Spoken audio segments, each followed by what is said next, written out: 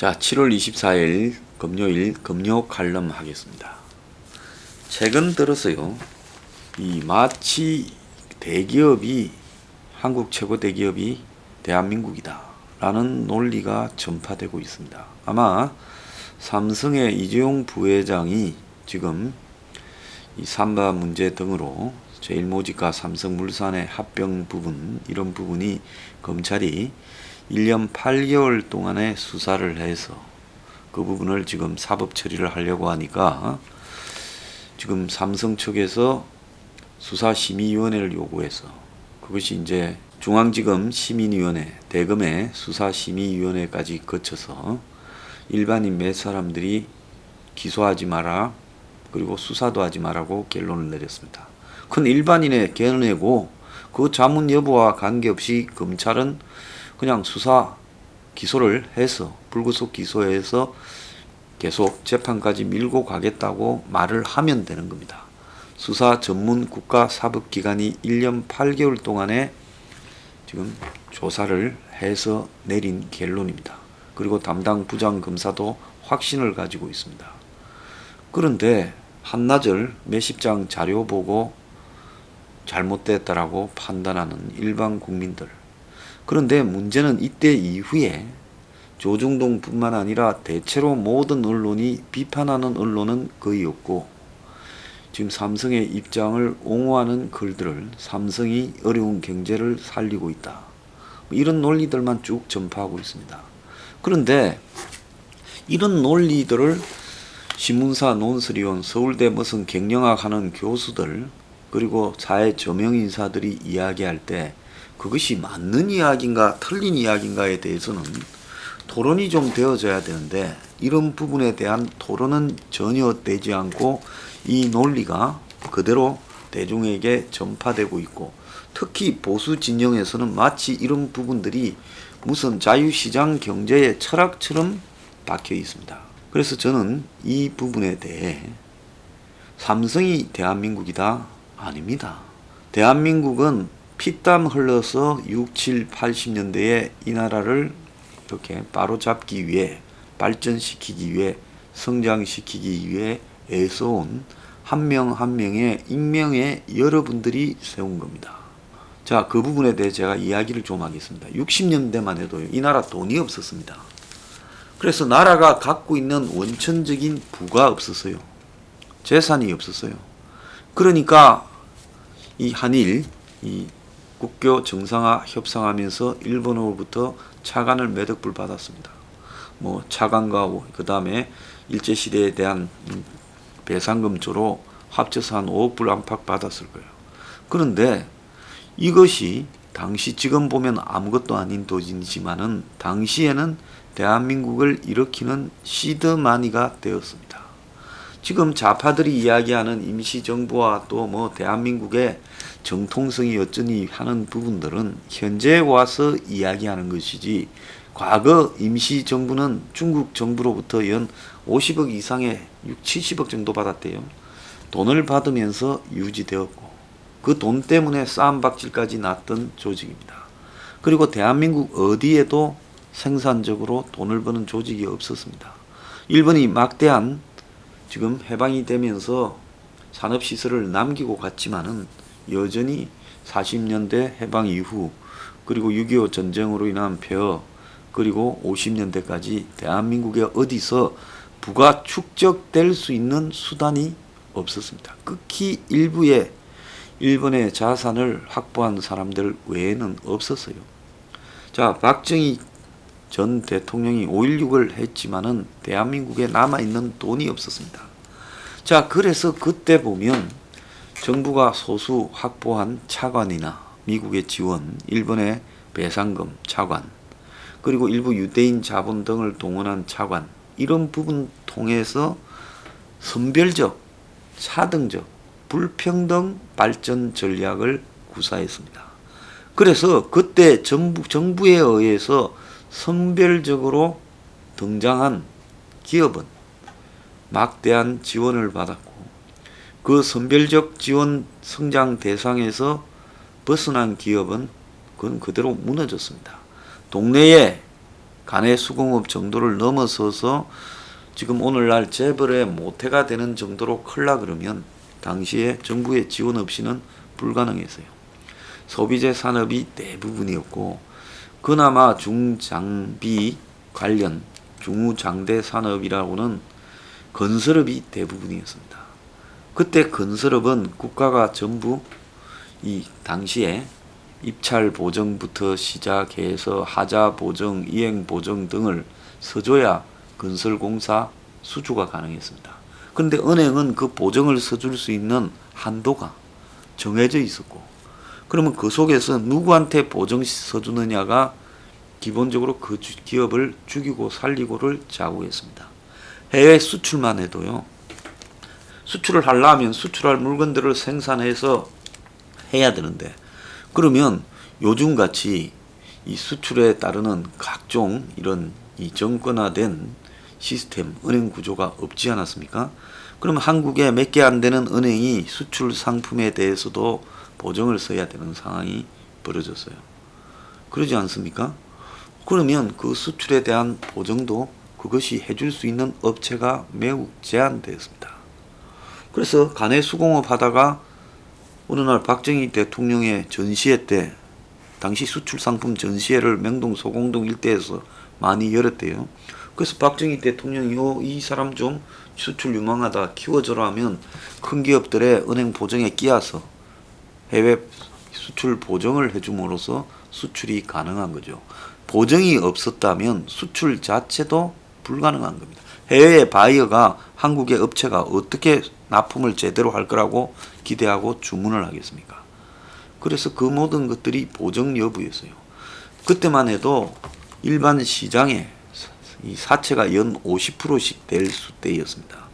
그런데 그래서 월 2, 3%의 이자가 예상이 보편적이었어요. 그런데 이 보증을 서게 되면 연 7, 8% 수준으로 이자 혜택을 받게 되니, 그래서 정부의 보증 대상이 된 업체는 수출이나 건설업에서 막대한 이득을 누릴 수 있었죠. 그때 기업들이 다 어음을 끊고 살았습니다. 그런데 그 어음을 끊는 기업들이 주로 건설업을 하는 사람들이 공사비를 어음으로 끊어줬습니다. 근데 그 어음이 은행에 보증이 되지 않는 건설업체는 사실상으로 사채를 받아서 해야 돼요. 어음을 끊을 수가 없었어요. 그렇기 때문에 그때는 어음이 지금의 수표 같은 시대였다는 겁니다. 60년대. 자, 그래서 은행의 보증이라는 것은 그 건설업체가 그야말로 저렴한 이자로, 그 자체부터 아마 은행의 보증을 가지고 다시 팔아먹는다 하더라도 그 자체로 엄청난 사업을 하지 않고도 이득을 보는 시대였습니다. 그러니까 당시 요즘 같으면 재무부 이재국이라든지 더 나아가서 군사 정권에서 또 그게 민간 정부로 들어서고 난 뒤에 이 재무통들이 그 당시에 한국의 이 수출 위주의 불균등 성장 전략을 구사할 때 잘 보이는가, 정권의 실세에 잘 보이는가, 그들하고의 관계를, 재무관료들하고 관계를 어떻게 맺는가에 따라서 그야말로 죽고 사는 문제가 좌우되었습니다. 그래서 이 사실을 누구도 부인할 수 없을 거라고 봅니다. 그럼 삼성 같으면 당시 이병철 초대 회장이 군사 정부와 누구보다도 가까웠습니다. 그래서 이 부분과 관련해서 1950년대에 이제 미국에서의 원조 경제, 그래서 미국은 당시 농업 생산이 늘어나서 잉여 농산물이 PL480이라고, 미 공법 480이라고 해가지고 한국으로 엄청나게 들어왔습니다. 그래서 밀가루, 또 면, 모카, 그리고 설탕 등이 들어왔어요. 그래서 이게 다 흰색이고 소비재니까 이걸 삼백이라고 불렀습니다. 그래서 이걸 이용해서 밀가루는 제분, 그리고 이 모카는 면방직, 그리고 이제 설탕은 그야말로 그 제당.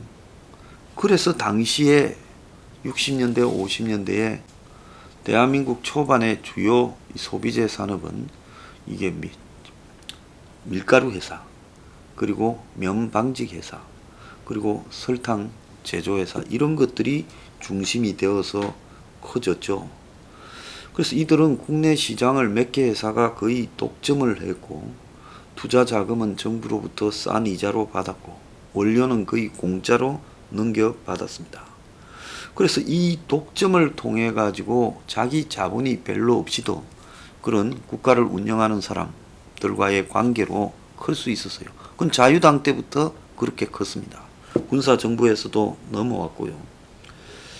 자, 그리고 당시에 이제 이 은행들 부분과 관련해서 재벌들은 아까 말한 이런 보정의 특혜를 받으면서 주요 은행들의 지배주주로도 사실상 등장을 했습니다. 삼성은 흥업은행이라고 한일은행, 조은행, 종은행, 삼호그룹은 저축은행, 제일은행 등의, 지금 제일은행 등의 지배주주가 되었죠. 그래서 당시에 제조업이 금융업까지도 상당히 거느리면서 이미 5.16 혁명이 일어나기 전 자유당 체제에서도 삼성은 16개 그룹을 거느린 한국의 최대 재벌이 되었어요. 그러다가 5.16이 일어나고 난 뒤에 주요 기업인 17명이 뭡니까? 부정부패 혐의로 잡혀갔습니다.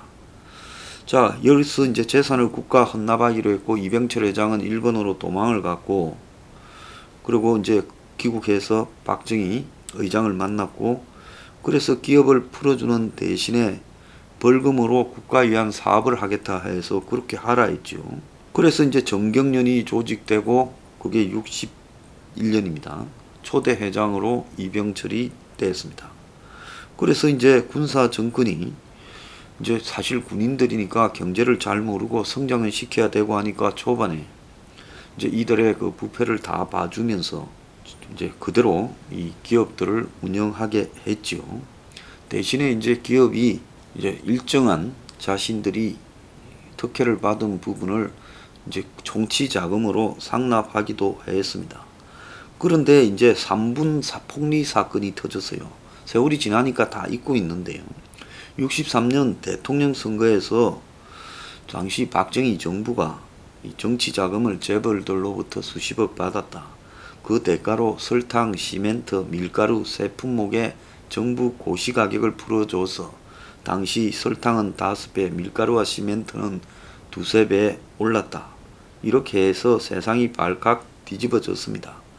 그때 당시로 80억, 지금 6,200만 달러나 되었습니다. 자, 이 중에 이제 이게 판매액이 이 정도 됐는데 상납액이 한 50억 정도 됐다는 겁니다. 그 정부 예산의 한 15분의 1이 상납이 됐어요. 자, 그리고 그 다음 해에 이제 삼성 사카린 밀수 사건이 터집니다. 그래서 일본으로부터 이제 빌린 그 이제 차관 등을 가지고 이병철 회장을 시켜서 박정희 대통령이 또 공식적으로 일본이 지원하는 것 외에 비공식적으로 빌렸죠. 그 돈으로 3,200만 달러 물자를 들어오겠다 이제 이렇게 됐는데 국회에는 4,200만 달러 가져온다고 부풀려 놓고 1,000만 달러를 엄밀하게 이제 빼돌렸습니다. 그리고 이 돈 중에 따로 또 그렇게 하는 이 회장도 또 일부를 빼돌렸어요. 자기 거를. 그러면서 빼돌린 이병철의 100만 달러로 당시는 달러가 귀해서 한국에는 없었습니다. 그 100만 달러로 뭘 갖고 왔냐? 귀한 걸 갖고 왔겠죠. 사카린을 국내에 들여와 팔았습니다. 그리고 평소에 반입하기 힘든 공장 기계나 건설용 기계도 가져왔어요. 뭐 그거는 이해를 합시다. 그런데 당시에 이제 사치품에 해당하는 한 10,000여 점의 물자를 대량으로 한국에 들고 왔어요. 총 한 400만 불 정도 되는 돈이었다고 합니다. 그리고 심지어 그 쪽에는 자변기도 들고 왔대. 당시 한국에 뭐 자변기가 있겠어요. 그래서 이게 시중에서 팔면 한 5배 남았다고 이야기를 합니다. 그래서 당시 이제 장남 이명희가 증언을 했죠. 밀수 총액이 시세로 2천억에 해당되는 그런 현 시세로 거대한 규모였다는 거예요. 그래서 이 부분 때문에 김두한, 그 과거 주먹 김두한 의원이 국회에다가 똥을 갖다 붓는 일이 발생을 했던 겁니다. 자, 그런데 아까 말한 이 낮은 그 수출하는 무역 상사에는 금리로 지원을 했는데 지금 시중금리보다 절반도 안 되는 금리로 특혜를 받고, 절반이 아니라 한 3분의 1쯤 되는 금리를 특혜를 받고 거기에 수출 기업들이 등장이 되었어요. 자, 심지어 건설업 같은 경우에는 자기들끼리 제안을 해가 한 10여 개 건설회사가 다 이렇게 규제를 만들어서 자기들끼리만 나누어서 한 번은 여기 한 번은 여기 이런 식으로 당시가 정부가 터널 다리 등을 많이 만들었잖아요. 도로 등을 다 경부고속도로부터 다 독점했던 겁니다. 그리고 그들이 하는 부분에는 은행이 보증을 써줬고 나중에는 중동에 나가는 것도 은행이 보증을 써줬죠. 그래서 당시 보증을 철회하면 망하는 회사들이 나타났는데 그게 이제 80년대 초반에 국제상사도 결국 정부가 버리니까 망했고요. 또 난강토건 같은 회사도 버리니까 망한 겁니다. 자, 그래서 이 무역상사와 건설업에 이 두 개밖에 더 있었겠습니까? 막대한 이 수출 자금에 대한 지원, 그리고 공사 자금에 대한 보정 지원이 이루어졌어요. 그리고 그 다음에 이제 70년대부터 강남 개발이 이루어질 때 이 강남 개발에 수많은 어떤 사업들이 다 그들이 독점을 했고 그러면서 땅도 다 잡았습니다. 그래서 이런 과정을 통해서 저는 그걸 비판하고자 하는 게 아니에요. 그 당시에 선별적으로 차등적으로 이렇게 몇 사람을 밀어주고 또 군사정부는 그들에게 또 일부를 통치자금을 받고 그게 당시에 한국의 민주주의 수준이었다. 저도 어쩔 수 없었다고 봅니다. 그걸 현재 시각에서 부패라거나 뭐 정경유착이라고 말하고 싶지는 않아요. 다만 일반 사람들은 그 시대에 그야말로 휴일도 없이 하루에 10대 시간을 공장에 가서 일하고 그리고 건설 현장에서 노동을 하고 그리고 이 회사에 가서 일하면서 다 땀을 흘려서 오늘날 이렇게까지 온 겁니다. 자, 그런데 오늘날 이 당시에 한국을 대변해서 선택받은, 물론 권력과의 로비 등을 통해 이렇게 눈에 들어갔겠지만은 선택받은 지원으로 특혜 성장한 사람들이 오늘날 한국이 삼성이다. 삼성이 대한민국이다. 다 먹여 살리고 있다. 이런 식으로 말을 하면 안 된다는 겁니다. 일본으로부터 받은 돈이나 빌린 돈을 국민들에게 요즘식으로 다 나눠주고 다 썼다라면 그런 지금 삼성이나 이런 회사가 있지가 않지요.